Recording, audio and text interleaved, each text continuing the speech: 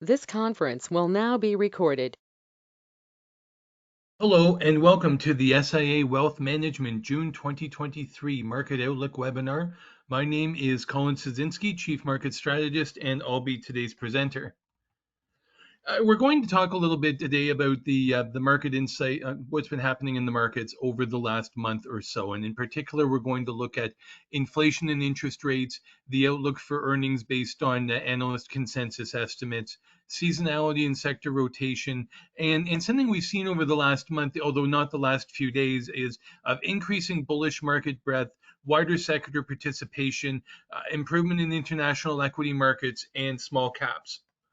The one of the first things we're looking at is that the rising interest rate cycle is not over yet. We saw that from Fed Chair Powell earlier this week, where he had more hawkish talk. Last week, the Fed did their hawkish hold, and generally speaking, what we're seeing, and we've had this month already, interest rate hikes from both Australia as well as Canada. And in all cases, and we've seen that the Europeans raised rates last week, and the Bank of England is expected to raise rates this week. So the trend of rising interest rates has continued. It's not quite as dire as the situation they were at a year ago, where they had a huge catch up. We're in the later innings, but it's looking like they're not quite finished yet. And one of the reasons for this is that some measures of inflation are falling faster than others. So we look a lot at the headline, the blue line, which is the consumer price index, and the yellow line, the one yellow line rising up off the bottom, which was the Fed funds rate. And a year ago, a little over a year ago, there was a huge gap between the two. But now the Fed funds rate is actually back above the consumer price index. So we are in a tightening environment based on interest rates.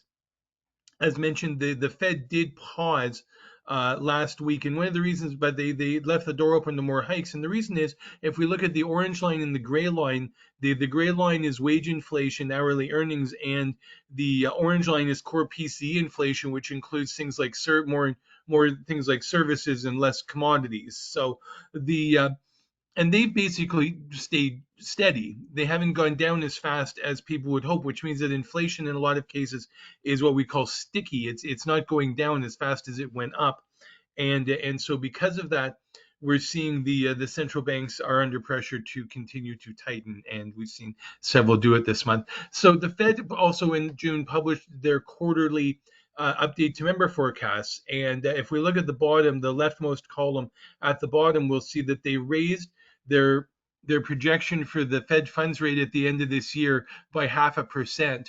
In March, they were expecting to be done by now, and they're now finding that no, they'll probably have to do two more quarter point rate hikes by the end of the year.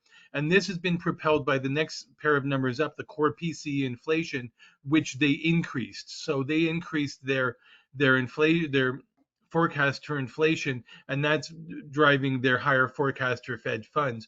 On the positive side for markets, the Fed raised their GDP forecast and lowered their unemployment rate forecast, which means basically they are expecting to continue to see a robust economy, and that's a positive for corporate earnings. Looking at we looked at a recent report from FactSet on corporate earnings, in fact, and with the robust economy, it seems as though analysts do have some pretty positive expectations for earnings growth as the year progresses. We've seen markets go up. We've seen equity markets climbing through most of this year, and but if we look, Q1 2023 earnings were a bit soft. Q2 23 earnings are expected to be even softer, but then things are supposed to kind of get back to break even in Q3 and really pick up in Q4. So when we see rising equity markets, it suggests to us, it raises the question, well, are investors looking over the valley and expecting earnings growth to pick up later this year, or are they wishful thinking and perhaps these estimates are a little bit overly optimistic? And so that's the one of the big questions going forward as we move through the rest of this month and into the July earnings season and second half guidance is, are managements and results going now? It would seem results might be soft, but what happens with guidance is guidance going to be able to keep up with those kind of bullish expectations or not? And that could be quite a significant impact on sentiment over the next month. When looking out at growth, it's interesting to see where people are expecting this growth to come from. So on the left hand side, the sectors with the strongest growth estimates, we have communication services, consumer discretionary, information technology. Those are all more cyclical type sectors, and interestingly, the utilities as well.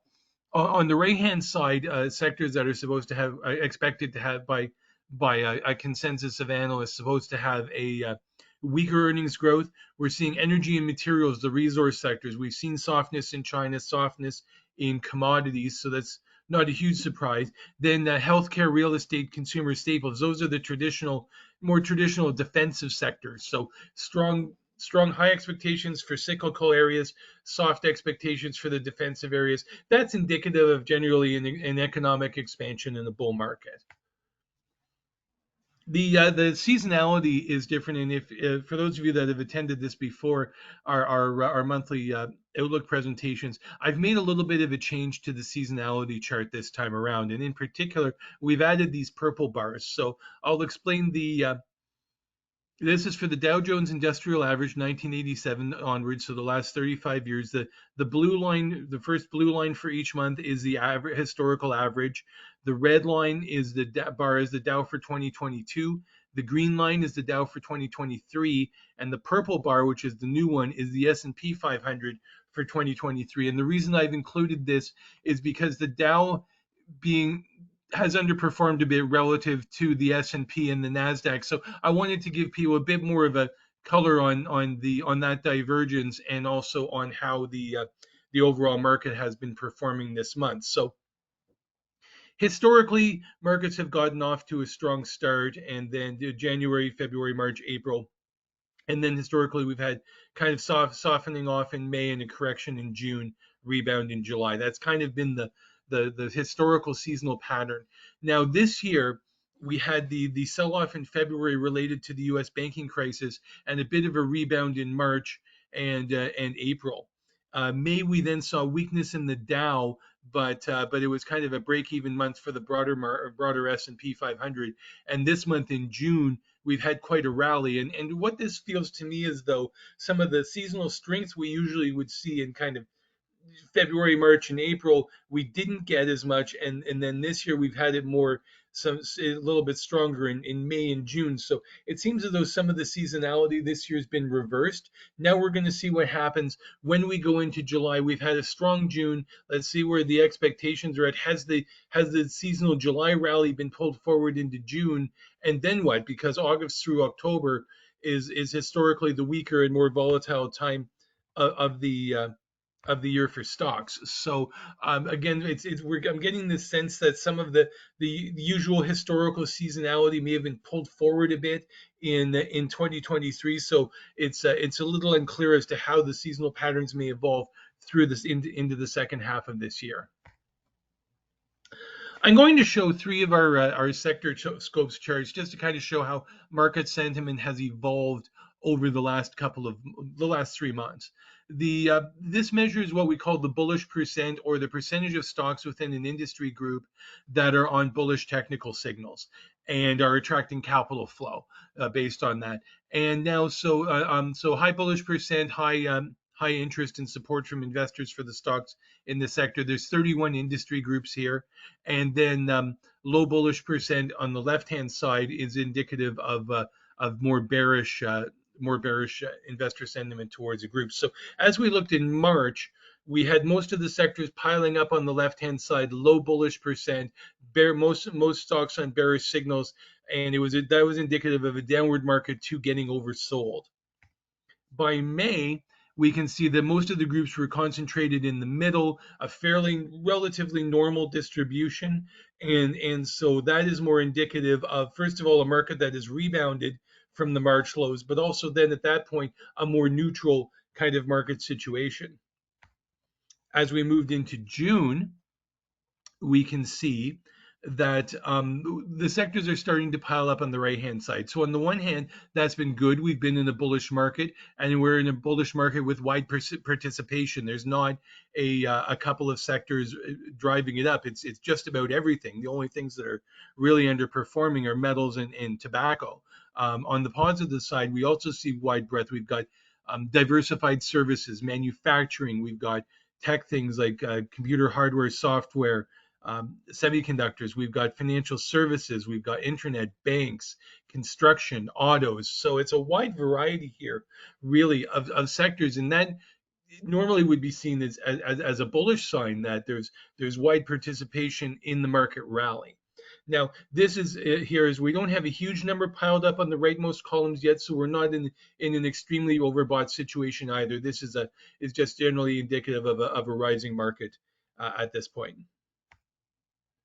Also, just looking at the actual sector performance shows us some things as well. So at May the 15th, for the month, 1 month returns, we had three sectors were up and the rest of the sectors were down between April 15th and May 15th. But if we come to June here, June 16th, on a 1 month return, every single sector went up. Information technology industrials were leading and have had some of the strongest performance, and the weaker and some of the weaker ones were utilities and healthcare. So some of the more defensive areas. We had catch up this month in financials as well as energy, and in fact, financials were able to push up into positive territory year to date by June the 16th. So that's been encouraging, considering what a rough ride they had through the winter. Overall, though, wide breadth, wide participation in the market rally. Now we're going to look at a comparison of the Dow Industrials, the transports, and the utilities. So the utilities, more defensive, have come up in the last few weeks, but they are lagging the other two. The one that's really taken off is the transports, and that's things like airlines and trucking companies and railroads. Suggest that things and people and goods are increasingly on the move as we head into the summer, and that's a bullish sign for the economy. And we're seeing the industrials also picking up. They're not quite as fast a pace, but we are seeing that the industrials and the transports are confirming each other at moving upwards.